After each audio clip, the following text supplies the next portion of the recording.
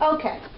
Micah is a book that challenges us on a different level than Amos did, because Amos definitely was a challenge to us, and Obadiah was a challenge to us, and in certain ways Jonah was, and Micah kind of echoes some of the same themes as Amos, but in a different way.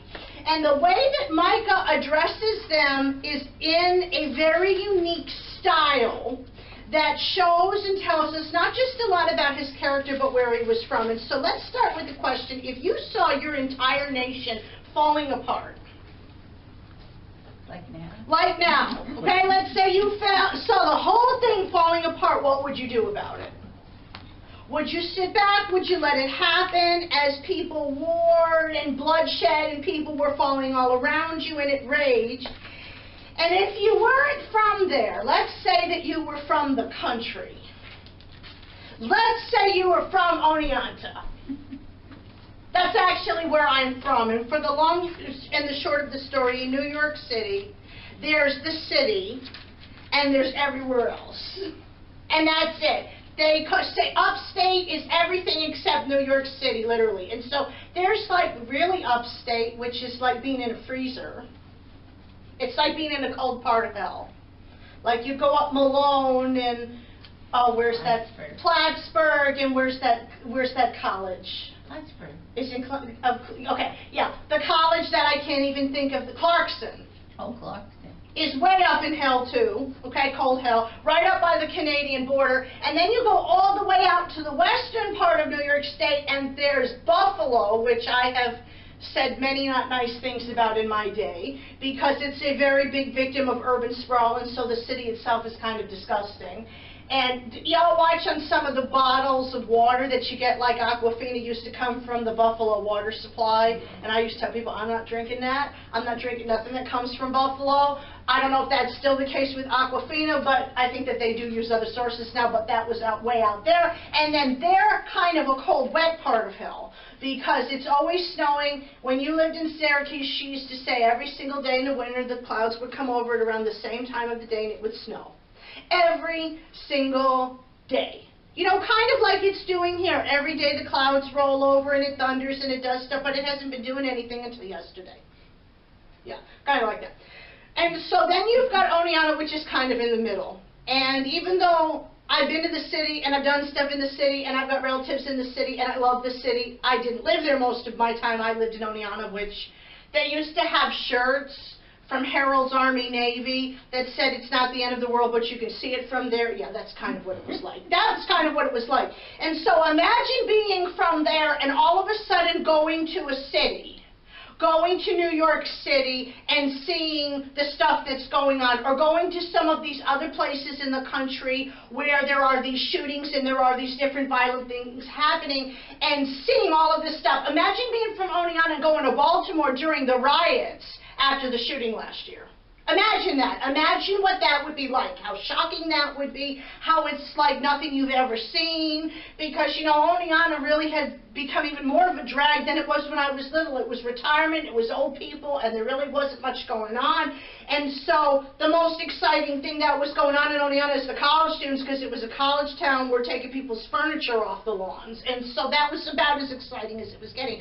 But imagine what that was like. If that was your first impression of something, what would you do? How would you be shocked? How would you respond?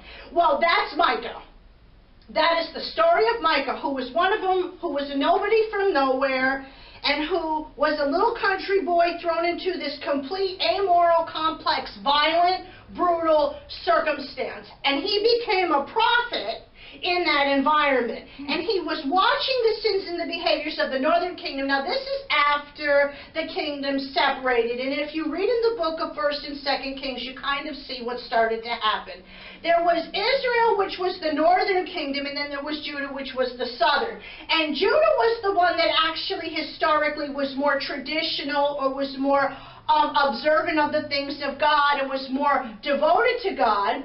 Well, Israel did whatever it wanted to do and fell into idolatry. Well, eventually Israel fell, and then Judah fell not all that long after it, proving that Israel's problem was not its neighbors, it was not everybody else, it was them. Pretty much. Just like us today. We want to blame the world, we want to blame temptations, we want to blame this, we want to blame that, but our ultimate problem is still us. So, but what he was seeing, and despite what he was seeing, Micah's understanding of God really did show God to be a true father that was interested and involved in what was happening to people. And I think that that's something that we're missing when we talk about God today. We talk about God avenging, or we talk about God doing this, or we talk about God, kind of coming in and taking everything over. But we kind of miss that heart of God's involvement, that when things are going on that are unjust, God does care about that, and God does see that. And we talk about God being with the brokenhearted, or God being with the people who are wronged, or God being with the meek in the world, and how important those things are to remember when we see these issues around us, because God is still majestic, He is just, He is sovereign over all creation, and He does care about what we do that's wrong. So Micah's name means who is like Adonai. Adonai means my Lord in Hebrew, and it tends to be the term that they use when they substitute the name of God in the Old Testament out for a title. There were these people that were known as the Masoretes, who were very, very pious, holy scribes, who felt that even writing the name of God took it in vain, even saying the name of it took it in vain, even saying the word God was to take the name of God in vain. And so wherever the name of God was, which is usually transliterated as YHVH or JHVH, it's where we get Jehovah from, it's where we get Yahweh from, it's without getting into all the technicality of all that stuff, they put in Adonai, which meant my Lord. And the fact that he was who is like Adonai, as opposed to who is like Jehovah or who is like Yahweh, really shows the reverence that he had for God, really shows that he recognized that God's sovereignty and God's majesty, rather than something so intimate and personal. Like, for example, Joel means a worshiper of Yahweh or a worshiper of Jehovah, and so the personal name of God is not in the name for Micah, and the evidence of that is you don't have EL on it, or you don't have that suffix afterwards that indicates that they're talking about the name of God. But I feel that his name really does reflect respect. It reflects a certain honor that the people at that time did not have for God. They wanted to do what they wanted to do. They wanted to follow their idols. They wanted to fraud and be unjust and do things wrong by other people. And they didn't have the respect for God that brought them back, that reeled them back in, that brought them to where they needed to be to respect that. So Micah knew that there was none like God. There wasn't anybody in this world, nobody else in the next, because he was a prophet who worked in prophecy between 737 and 796 BC in Judah, and so he started out in the southern kingdom. And he was the author of the book of Micah, obviously. People do credit him with that. And he was a contemporary of Isaiah, Amos, and Hosea, and he was one of the 12 minor prophets. Now, we've talked enough about minor prophets. Doesn't mean he wasn't important. It doesn't mean that there's major prophets. It doesn't mean that there's master prophets. It doesn't mean that there's master magicians. All that it means is that he had a short book, pretty much is all that that means. And he was from Moresh Gath in southwest Judah, which was a very rural, very small area. He prophesied during the reigns of King Jotham, Ahaz, and Hezekiah. And his messages were directed toward Jerusalem, which was very unique at that time, because people thought that Jerusalem was just going to go on forever and ever and ever. And if you look back at some of the stuff, we don't see a whole lot about Jerusalem mentioned in the minor prophecy since we've started. But he was one who knew exactly what was going to happen to Jerusalem, and that the city itself was eventually going to fall. So let's get started in Micah chapter 1. The word of the Lord that came to Micah of Moshereth during the reigns of Jotham, Ahaz, and Hezekiah, kings of Judah, the vision he saw concerning Samaria and Jerusalem. Hear, O peoples, all of you. Listen, O earth, and all that who are in it, that the sovereign Lord may witness against you, the Lord from his holy temple. Now, even though he was specifically talking to Israel, I think it's funny that he called out the entire earth. I think it's interesting that he incorporated that into the prophecy, because that tells us that there is something relevant in here for everybody, that there is something in here for the entire world, and that there were probably a diversity of people present at that time. Verse 3, look, the Lord is coming from his dwelling place. He comes down and treads the high places of the earth. The mountains melt beneath him, and the valleys split apart, like wax before the fire, like water rushing down a slope. All this is because of Jacob's transgression, because of the sins of the house of Israel. What is Jacob's transgression? Is it not Samaria? What is Judah's high place? Is it not Jerusalem? So we are all supposed to be a statement, a witness about what's coming to pass. That, in other words, this is a prophet who had such conviction about what was coming, about the sins before Judah, that he called the whole world to witness it. That's pretty bold. You know, we get these prophets today where we say, you know, you didn't get this right, or you didn't do this right, and they get an attitude.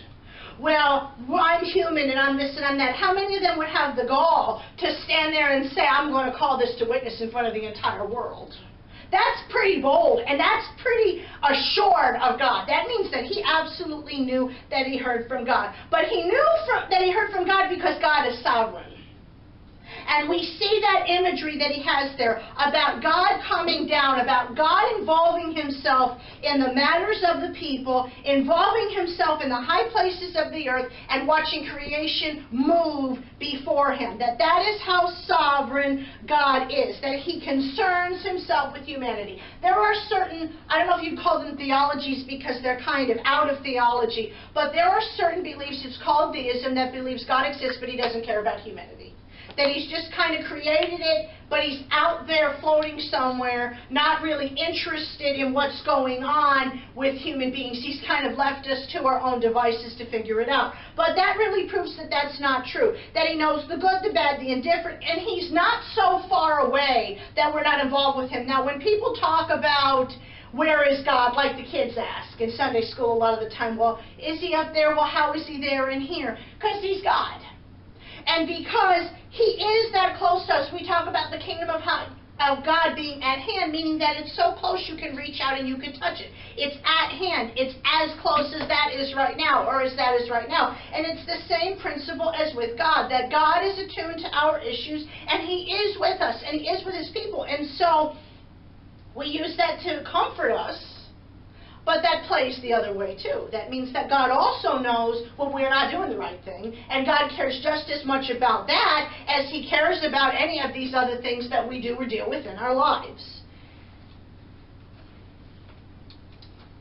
Verse 6.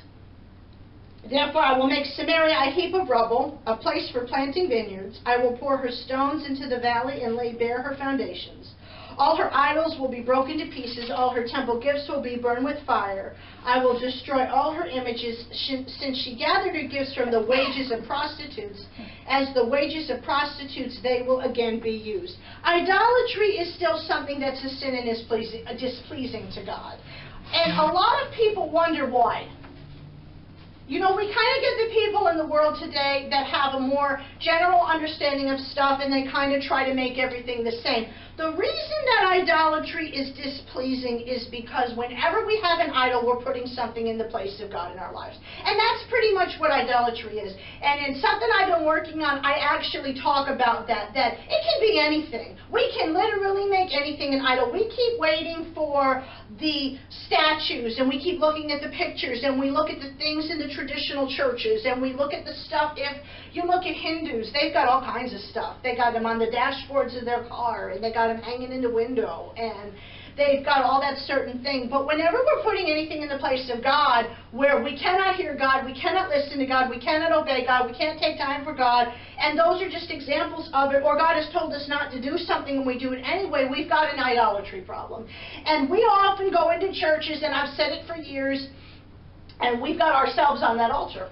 We can have ourselves before we're putting God, or where we should be putting God in our lives. And so idolatry is something that will be abolished. It talks here about gifts and temples and images and stuff like that, and so we kind of get a little bit too much on that. I mean, I've heard about people that don't have a single picture in their churches, that their walls are bare. There's denominations that argue over whether or not you can have hymnals, or whether or not you can have flowers, or whether or not you can have carpeting. There was a whole movement that argued over whether or not you could even have a carpet in the church. And I was like, well, you know, you got to have a floor, or, you know, how you do communion. The reality is that all those things that we're arguing about and the level that that's come to is idolatry, because we're trying so hard. It may start out as wanting to please God. It may start out as wanting to do right by God. It might start out as wanting to honor God, but somewhere in there it becomes about us. And it becomes about our understanding. And so all these little things that we argue about are our little statues. All these things where we are not willing to step back and say, you want to know what, this is not that important, let's stop this now. People get into idolatry, and we can get into it in any different ways in our lives. But when it talks about gathering the gift from the wages of prostitutes, and as the wages of prostitutes they will again be used, they're not talking about that somebody had a heart or a change of heart and a prostitute came in and offered money. They're talking about temple prostitution that was done and is still done in parts of the world as pertaining to different fertility rites and different sex rites that are done for the purpose of gaining money. And so in order to do those rites, you go in and you have to pay the temple prostitute, and then they do the rite. And the rites may be for getting your crops to grow, or getting a curse to get off your life, or anything of those different natures. They're not talking about like a prostitute came and made an offering. They're actually talking about running temple prostitution in God's house. And that was a very difficult thing that went on and on. In the case of Samaria, they're talking about it being a problem. And let's talk about Samaria, which is where Samaritans came from, which is the nation where that came from. They were people that had part of the law. They didn't have all of it, but they had part of it. And they recognized that, but they also turned to idolatry. And so in here you've got Jacob's transgression being Samaria, and then you've got Judah's high place as in Jerusalem. And so what you're starting to see is a complete and total breakdown that was going on in Micah's day. Verse 8. Because of this I will weep and wail. I will go about barefoot and naked. I will howl like a jackal and moan like an owl. For her wound is incurable. It has come to Judah. It has reached the very gate of my people, even to Jerusalem itself. Tell it not in Gath, weep not at all. In Beth Orpha, roll in the dust. Weeping and wailing. We don't like the idea of sorrow. We don't like the idea of feeling bad. In fact, think about a lot of what we'll see online or what we hear about in church. They tell us to be positive and to feel good and to keep thinking the right way and to modify your thoughts. And there's nothing wrong with that to a certain extent. But when you're watching what's going on, when we're watching what's going on in the world today, we should have a different response. We should not be going, I don't want to hear anything negative. We should be weeping and wailing. And the concept of mourning in ancient cultures was very, very sacred. Anybody ever hear of a dervish? A dervish is something that they use in certain strains of Islam that is based on a certain Middle Eastern tradition where the people would howl and wail in a circle as they did it. And the circling had something to do with centering the person. I don't know how they do it. I would throw up. Because they just do it over and over and over and over and over again, and they wear a certain attire and they do it. But a dervish was a symbol of mourning, and it's from this same tradition. That they would weep and they would wail, that they would mourn for what they would see. In the case of a dervish, they typically mourn for the dead. But in this instance, he's mourning for the sins of the people. He's mourning for what he sees. And why is mourning important? Well, weeping, I say, is like an emotional baptism. Because in it purges something from us. It purifies. And it's not us crying because we're having a temper tantrum and we feel bad. It's genuine grief. It's genuine sorrow. And being willing to weep, being willing to wail, being willing to do that purging in this particular instance becomes a form of intercession. We talk about intercessory prayer. We think it's something we do before church when everybody comes around the altar and hangs off of it and does this and feels bad and cries. And I don't think that there's anything wrong with intercessory prayer. I have seen people that do it to be dramatic, but I don't think there's anything wrong with doing it genuinely and from the heart and sincerely, because there are people who do genuinely do that. But intercession is different from intercessory prayer, like we teach it. And an intercession, in the concept of an intercessor, you're literally taking that on, and you are wrangling between heaven and earth for that purpose. It's more than just prayer. And the example I give that I think is best for intercession is probably Abram, who interceded for Sodom and Gomorrah. And I remember he kept going before God, and God said to him, how many times, if you can find how many people, will you spare it? And he says, I can find 100, and then he goes back and he doesn't find 100. If I can find but 10, and he goes back and he can't find 10, and he says, if I go back and you could find just one, and he can't even find one. That's an example of intercession. And I like to look at Abram because Abram didn't get what he asked for in the long run. He didn't save Sodom and Gomorrah, but he still did that work of that intercession, of standing in and interceding and pleading both on behalf of heaven and of earth. And so it's a very difficult thing to do. A lot of people say they're intercessors, and I don't really think that they really understand what they're talking about or asking for, because in here, in Micah, he literally became an intercessor. And what happened still happened.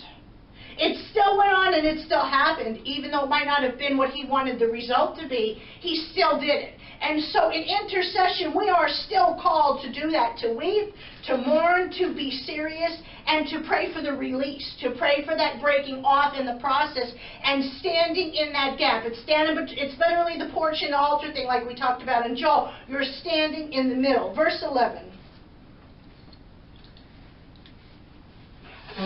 Pass on in nakedness and shame, you who live in Zephyr. Those who live in Zaanan will not come out. Beth Ezel is in the morning. Its protection is taken from you. Those who live in Meroth ride in pain, waiting for relief, because disaster has come from the Lord, even to the gate of Jerusalem.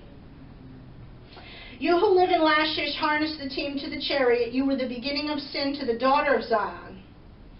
For the transgressions of Israel were found in you.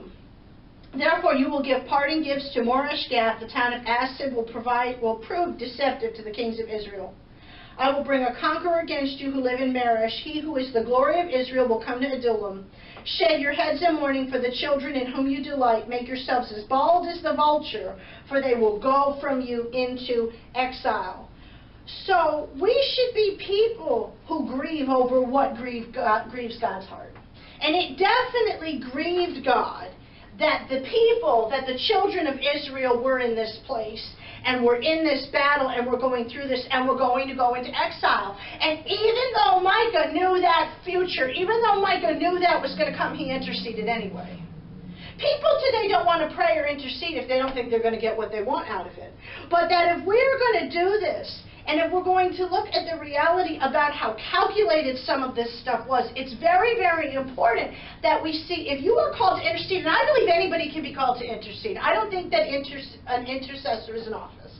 An intercessor is a function, just like we've got all the other functions in the church. It's not mentioned as a spiritual gift. It's not mentioned as an office. It's not an appointment. That means it's something else. And I believe that any of us can be called to be an intercessor at some point in time. I think, in fact, we all are, especially leaders, that we are called to stand in that gap. I don't think it's something that we just kind of stick over here. And that's why I say I think that intercessory prayer is awesome, but I think that intercession definitely is that next step. It's that next point up. And Micah's role in seeing the sin was not just to call it out. It was to let people know that he was here and he was going to mourn. If they weren't, he was going to take their sin seriously. Chapter 2, verse 1. Woe to those who plan iniquity, to those who plot evil on their beds. At morning's light they carry it out, because it is in their power to do it. They covet fields and seize them, and houses and take them. They defraud a man of his home, a fellow man of his inheritance. Therefore the Lord says, I am planning disaster against the people, from which you cannot save yourselves. You will no longer walk proudly, for it will be a time of calamity. And that day men will ridicule you. They will taunt you with this mournful song. We are utterly ruined. My people's possession is divided up. He takes it from me. He assigns our fields to traitors. Therefore you will have no one in the assembly of the Lord to divide the land by lot. How powerful it is to show us how calculated evil tends to be. You know, you get people that go, oh, I don't know what I did. Yes, you do. I get so tired of playing that game with people. We know when we're doing something wrong. Israel knew when they did something wrong, they had the law. They were that much ahead of other nations. And even other nations, we find out when we get into the New Testament and when we start looking, particularly at Romans 1, that everybody takes out of context, that it says even the pagan was without excuse. Even the pagan knew God through nature and through natural signs and through things of that nature. Anytime we have to contrive around to avoid being accountable in order to endorse things or to cover ourselves or to disobey God, we've made ourselves a little plan there. And that's contrived, and that's deliberate, and that becomes deliberate evildoing. And think about how much time people spend on that stuff. We were talking about lying all that not long ago. How much one lie leads to another lie, leads to another lie, leads to another lie, and how lie upon lie upon lie compounds and grows up, and how much time you have to start spending on thinking about how you're going to handle or get around this lie. Because one plot leads to another and another and another and another. And the realities behind this stuff, the realities behind destruction are found right there. Because it is calculated and it reaches a point where it's beyond all this stuff. Where we walk in pride, where we walk in idolatry, where we put things ahead of God. Verse 6, do not prophesy, their prophets say.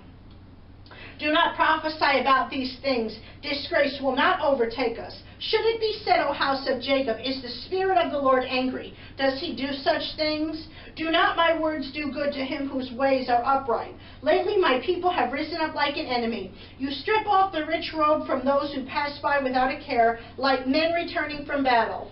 You drive the women of my people from their pleasant homes. You take away my blessing from their children forever. Get up, go away, for this is not your resting place, because it is defiled. It is ruined beyond all remedy. If a liar and a deceiver comes and says, I will prophesy for you plenty of wine and beer, he would be just the prophet for his people. The way that my Bible actually explains this, and I'm going to read it, it says plenty of beer, because I like how they pointed this out. It's on verse 211. Modern politicians hold the phrase like poison, tax hike. They love to proclaim a new day in America. And it's an election year, isn't that ironic?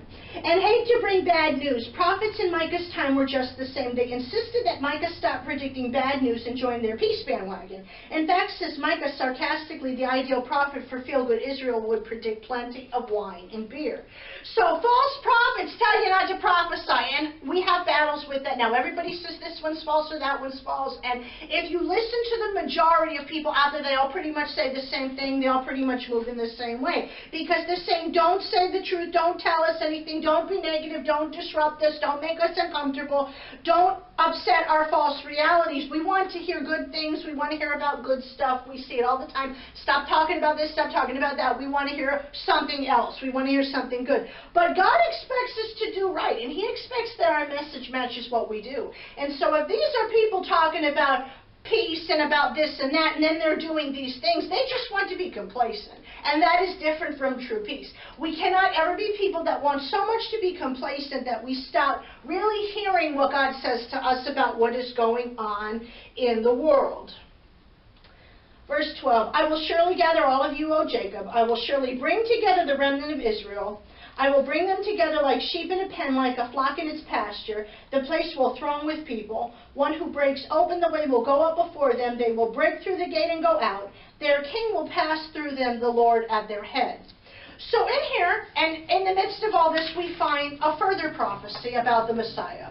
We find a further prophecy about the returning. But once again, what do we see in common here that we've heard in the other words and in the other prophecies? That only a remnant is coming back. Only a certain percentage is coming back. That there will be dispersion, and then there will be a remnant that returns a piece apart. People that got issues, as I've talked about remnant fabric. What happens when we have remnant fabric? It gets frayed on the end. It's often not even on a bolt. It may be crooked. It has some kind of a stamp. I don't know. What are those holes for? Do you know? It's something when they make the fabric, right? Maybe staples or would they staple something. it? Yeah. Or somehow it marks the end of the fabric, that's the end of the bolt, and there might be some sort of stapling or something that does go on with it. But that the imperfections are found in the remnant. They are not a perfect people, but they will come back because they will know their king, and they will know who they respond to, and they will know who goes forth with it.